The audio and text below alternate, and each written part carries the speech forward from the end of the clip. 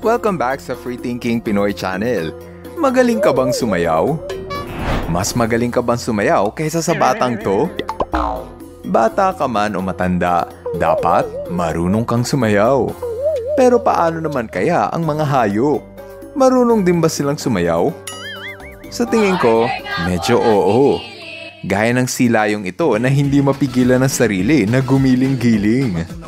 Siya si Sophie at mapapanood mo siya sa Ocean Adventure Subic Bay.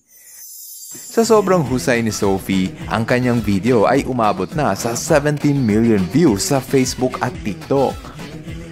Kung sa tingin mo na ang mga silayon lang ang marunong sumayaw, diyan ka nagkakamali. Ang halimbawa nito ay ang mga walrus.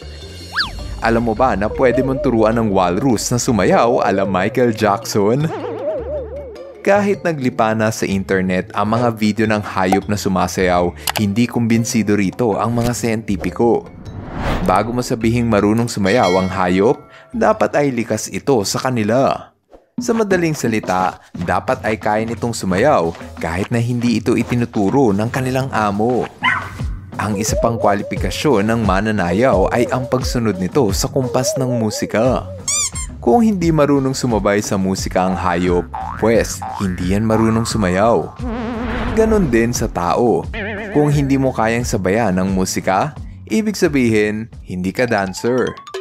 Marami kasing hayop ang inakala mong sumasayaw, ngunit ang totoo, umiindak lang ito dahil inutusan sila ng kanilang amo. Dahil dyan, maraming eksperto ang sang-ayon na hindi naman talaga marunong sumayaw ang mga hayop. Ngunit lahat ng ito ay nagbago nang makilala ng mga scientist ang kakatu na si Snowball. Siya kasi ang kauna-unahang documented case ng hayop na marunong sumabay sa saliw ng kanta.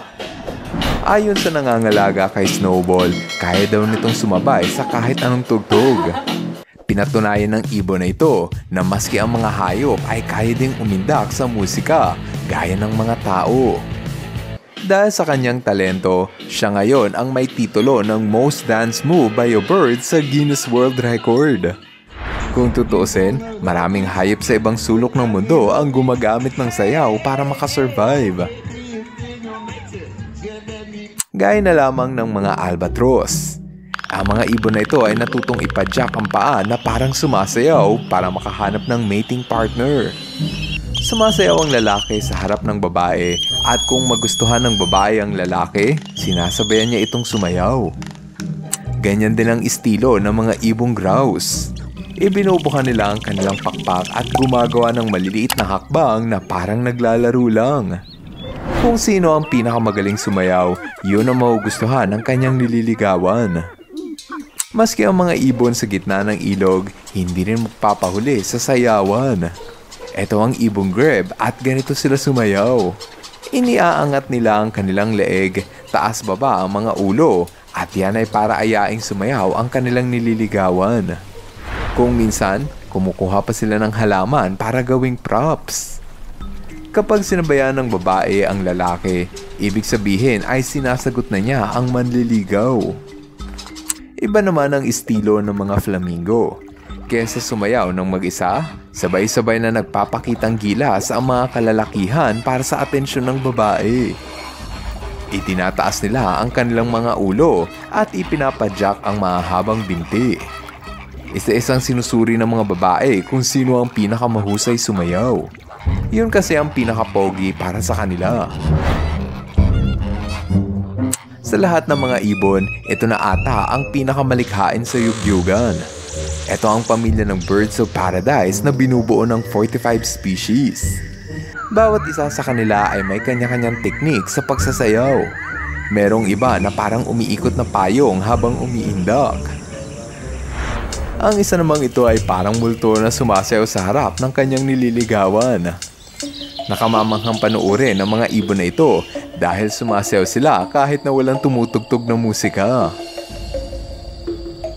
Kahit ang maliliit na hayop, hindi magpapahuli sa sayawan. Kapag nakakita ka ng peacock spider, siguradong katutuwaan mo ang kanilang amazing na dance moves. Merong iba't ibang uri ng peacock spider. Iba't iba ang kanilang kulay at may kanya-kanyang dekorasyon. Mga lalaki lamang ang may ugaling sumayaw. Ginagawa nila ito upang suyuin o ligawan ang mga babae. Yun nga lang, kailangan nilang mag-ingat. Ang mga babaeng peacock spider kasi ay cannibal. Ibig sabihin nito, kung hindi mag-iingat ang lalaki, pwede silang kainin ng kanilang nililigawan. Ito ang dahilan kung bakit madalas silang umiiwas sa tuwing umaatake ang babae.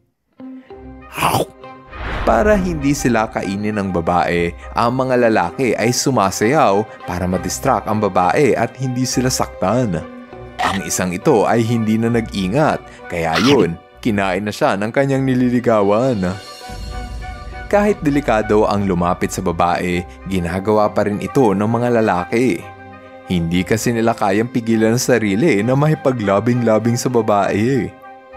Madalas, may mga lalaking nagtatagumpay at nakukuhang mahipagtalik sa kanibal na babaeng gagamba.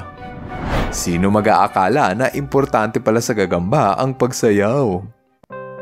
Kung minsan, nagagamit ng insekto ang pagsayaw para makaiwas sa kalaban. Ang halimbawa nito ay ang mga stick insect. Para hindi sila makita ng mga predator gaya ng ibon, sumasayaw ito para magmukha silang tangkay ng halaman na dinuduyan ng malakas na hangin. Kung mabisa ito para magtago sa mga kalaban, effective naman ito para paglaruan ng mga TikTokers. Parang mas masaya silang gawing ka-dance partner kaysa pakawalan sa gubat. Kung ang mga stick insect ay sumasayaw para makaiwas sa kalaban, iba naman ang pagsayaw ng mga stoat. Niyuyug-yug nila ang kanilang katawan para makahuli ng pagkain. Paborito kasi ng stoat ang humuli ng kuneho. Hindi ito madali lalo't hindi hamak na mas malaki ito at mas malakas sa kanila. Kaya naman para mapadali ang pang-hunting ng kuneho, sinasayawan ito ng stoat.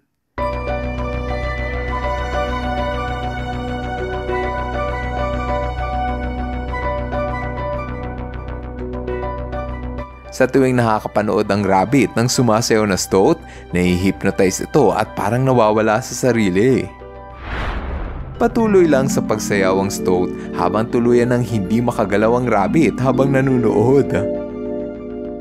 Kapag na-hypnotize na ng stoat ang kuneho, saka ito aatake. Dahil sa pagsayaw, may pagkain na ngayon ang munting predator. Ang isa pang hayop na sumasayaw para makakain ay ang mga bubuyog. Sumasayaw ang mga ito para ituro sa kanilang mga kasama kung saan pwede kumuha ng pagkain. Kapag ang isang bubuyog ay nakakita ng maraming bulaklak, kailangan nila itong ituro sa kanilang mga kasama. Pagbalik sa beehive, ituturo nila ito kung saan para puntahan din ito ng ibang bubuyog. Pero paano nila ito ituturo gayong hindi naman sila nakapagsasalita? Ang sagot, ituturo nila ito sa paraan ng pagsayaw. Ang tawag rito ay waggle dance. Inuumpisahan nilang alug-alugin ang kanilang katawan para kunin ang atensyon ng mga kapwa bubuyog. Nakita mo yun? Di ba para siyang gumigiling-giling na parang may gustong ipahiwatig? Mukha lang silang nangingisay, ngunit ganito ang kanilang paraan para sabihin ang lokasyon ng pagkain. Sumasayaw ito na parang bumubuo ng forma na hugis walo. Kung nasaan nakaturo ang kanilang ulo habang sumasayaw, ibig sabihin ay andun ang lokasyon ng bulaklak. Ibinabase ng bubuyog ang lokasyon depende kung saan nakatirik ang araw. Ginagamit kasi nito ang araw bilang kompas o palatandaan para hindi sila maligaw. Kung kunyari ay nasa bandang kanan o 60-degree angle ang lokasyon ng bulaklak, doon nakaturo ang kanilang ulo habang sumasayaw. Kung sa bandang kaliwa ang mga bulaklak, andun ituturo ng kanilang sayaw. Kahit saan pa man ang lokasyon ng bulaklak, kayang-kaya itong ituro ng sumasayaw na bubuyog.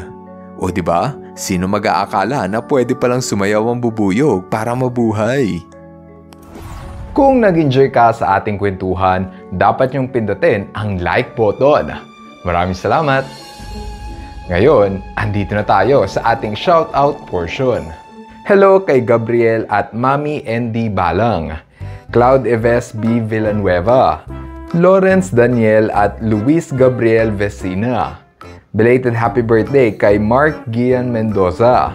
Belated happy birthday rin kay Nate H. Paule at kay Bernadette Floquencio. Maraming salamat sa inyong panonood. Now, see you guys on our next video. Bye-bye!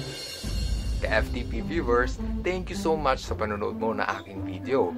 Kung nagustuhan mo ang video na ito, subscribe na sa FTP channel. Don't forget to hit the bell button para updated ka sa mga bagong videos. Paalam!